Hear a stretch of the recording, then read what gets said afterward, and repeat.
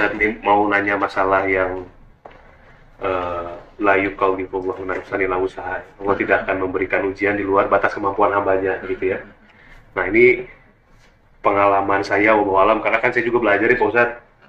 Jadi setiap mau ada ujian gitu ya, terjadi di kehidupan saya maupun keluarga saya dengan istri gitu Pak Ustadz, itu saya merasa ada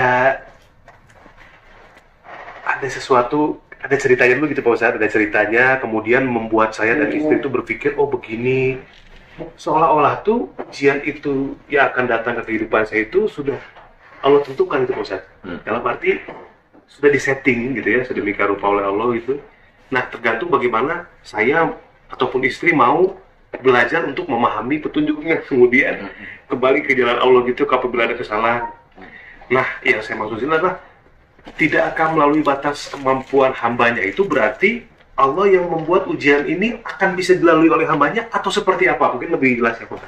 Jadi memang benar. Ya. La yukallifullahu nafsan illa wus'aha. Itu sebenarnya memang itu adalah pengetahuan kita, bahwa memang Allah tidak akan memberikan ujian itu kecuali dengan kesanggupan orang tersebut. Betul. Ya. Jadi yang harus kita ketahui adalah yang dilihat oleh Allah Ta'ala itu adalah iman seseorang. Jadi iman itu yang tahu Allah, bukan kita. Iman itu yang tahu Allah, bukan kita. Tetapi dari kalimat tersebut kita harus memahami Allah, bahwa Allah memberikan ujian itu atas izin Allah. Pasti orang tersebut dari iman yang sebegitu harusnya sanggup. Gitu ya.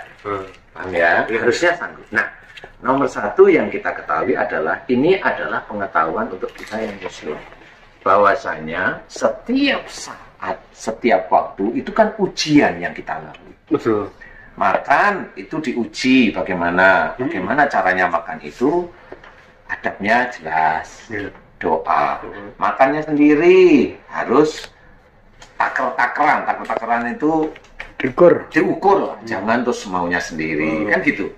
Kalau kita itu sudah merasa kayaknya cukup, tapi kan ada orang yang enggak tuh ambil ini. Nah itu dia diuji dengan makanan itu, sebenarnya dia bisa, tapi yang menjadikan orang itu tidak bisa itu apa? Nafsunya.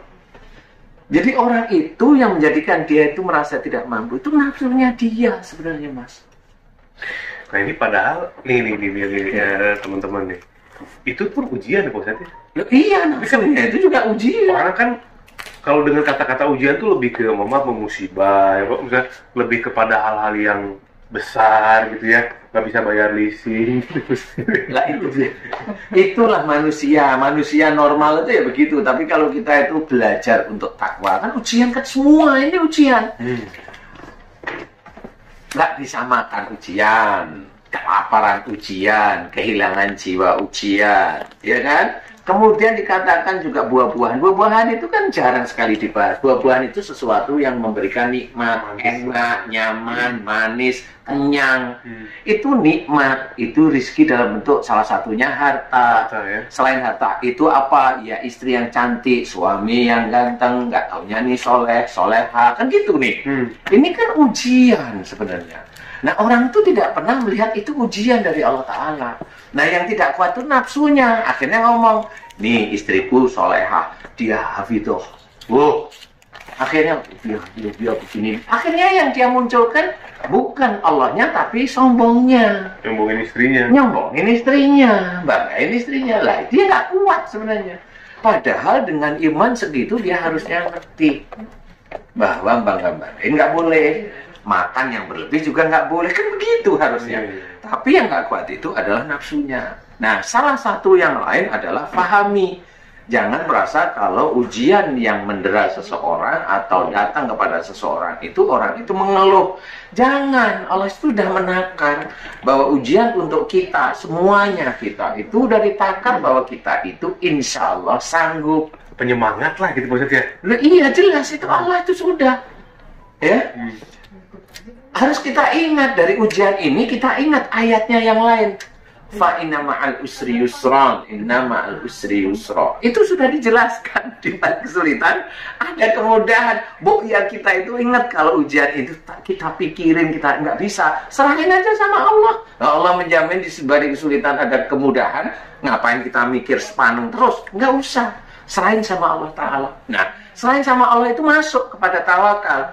Setelah kita serahin sama Allah Ta'ala, alhamdulillah jalan keluarnya diberi oleh Allah Ta'ala. Ingat, kita masuk ujian lagi. Jangan bilang saya serahin sama Allah, akhirnya saya itu diberi kemudahan. Iya, betul. Tapi kamu mau menceritakan Allahnya atau kamu mau menceritakan hebatnya kamu? Kan beda lagi nih. Orang itu diuji setiap detiknya, itu maksudnya. Gitu Mas, jadi orang nggak paham bahwa kita itu belajar.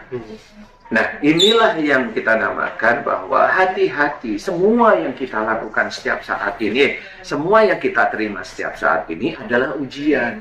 Ujian kita di siraman kolbu itu melihat, menganalisa orang ini belum kenal, ya Ustaz ya. Orang ini kan kita nggak tahu ini masuk, udah begini tadi. Iya. Nggak ngerti, harus menganalisa apa ya ini. Itu ujian. Pada waktu menganalisa, serahkan sama Allah Ta'ala sehingga kita ketemu, oh ini kayaknya orang ini disihir dengan begini. Gimana caranya? Serahkan sama Allah. Allah itu yang punya jin, Allah itu yang punya dukun, kan gitu, yang punya semuanya ya. Semuanya milik Allah Ta'ala. Lah kita nggak kenal dukunnya, nggak kenal sama jinnya. Lah, ngapain? Namanya nggak kenal kan gitu ya. Sama narsumnya baru ketemu di studio. Sumbernya juga baru bertemu itu di panggung istilahnya. Ini siapa? Nah, itu ujian bagi kita. Cara menyelesaikan itu juga kita harus ketahui cara menyelesaikan, serahkan sama Allah. Kita hanya mampu berdoa nih. Kita hanya mampu berdoanya Allah.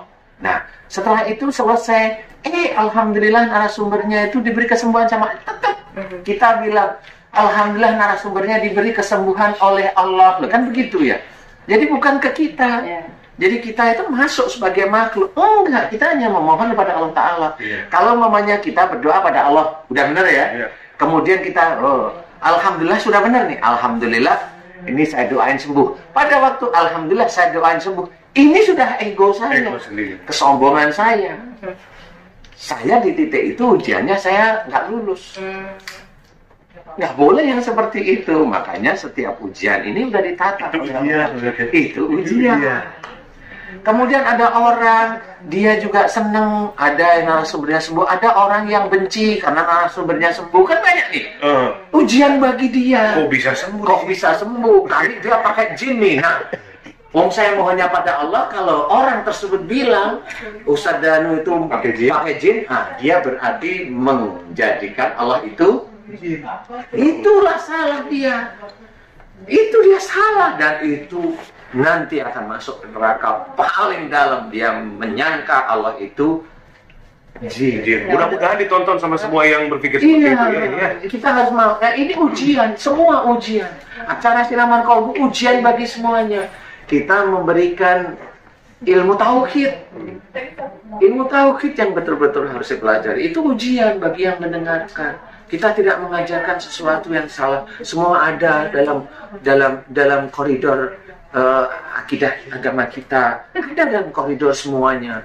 Doa yang dilantunkan kepada Allah, dukun yang harus mohon kepada Allah tadi selamatkan, ada di koridor Allah Ta'ala, ada dalam Quran, semuanya.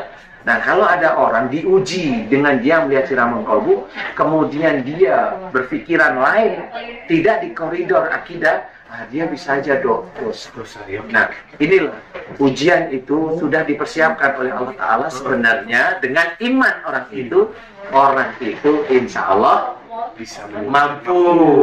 Berarti jalan keluarnya juga sudah disiapkan, tergantung orang ini peka atau tidak dengan petunjuk Allah. Sebenarnya jalan keluar itu disiapkan oleh Allah Ta'ala. Entah dia itu melalui cara berpikir dia atau dia menyerah tidak mampu, diserahkan sama Allah, sama diserahkan. Dan setelah cara berpikir itu dia tahu, selesai dia tahu, ini yang menolong saya berpikir seperti ini Allah. Betul, itu sudah selesai. Jadi dia tidak merasa bahwa itu adalah buah pikirnya dia. Ini orangnya seperti itu, jangan sekarang. Coba kalau kita dakwah, ya saja kita dakwah nih. Kemudian kita dakwah, kita berikan ilmu-ilmu dakwah kita kepada orang lain. Ya, tahukah kita yang dakwah bahwa kita itu bisa memberikan ilmu pada orang lain? Ini adalah atas izin Allah sebenarnya. Iya, ya. Setelah itu kita merenung, pernahkah kita merenung? Alhamdulillah ya Allah, Engkau izinkan saya bisa mengeluarkan ayat-ayat Quran hadis-hadis sahih kepada jamaah-jamaah yang mendengarkan. Alhamdulillah, tanpa Engkau aku tidak mampu ya Allah. La haula wala quwata illa billah. Emang pernah ya seperti itu? Dan saya tanya, pernah seperti itu? Sangat jarang, padahal itu kita itu dari yang dititipkan oleh Allah Ta'ala, pikiran bisa mengeluarkan, itu ada bizarah yang kita dapatkan. Hanya alhamdulillah di bizarahnya yang kita bisa mengeluarkan. Ampun, nangis kalau saya. Kalau saya nangis. Padahal semua ini diberikan. Ini nikmat dari Allah. Kan ini nikmat dari Allah, bisa hafal. Ya, jangan sekali itu ujian diberi pandai, itu ujian loh, nggak cuma kelaparan, nggak cuma kehilangan jiwa, ujian dititipin pandai, titipin ilmu itu ujian. Nah, yang tidak mampu itu ya ego kita, karena kita itu sudah merasa belajar, sudah merasa ini tempatnya ini. Nah itu kita agak ngeluh dikit kalau jarang yang memanggil, sekarang agak ngeluh dikit. Nah itu kan ujian sebenarnya. Nah inilah yang harus kita sadari, bahwa semua ini harus kita kerjakan. Kita mau benar-benar karena Allah, atau kita hanya duniawi. Yang kita kerjakan kelihatannya akhirat, tapi nggak taunya hanya mencari rezeki duniawi aja. Itu duniawi malahan.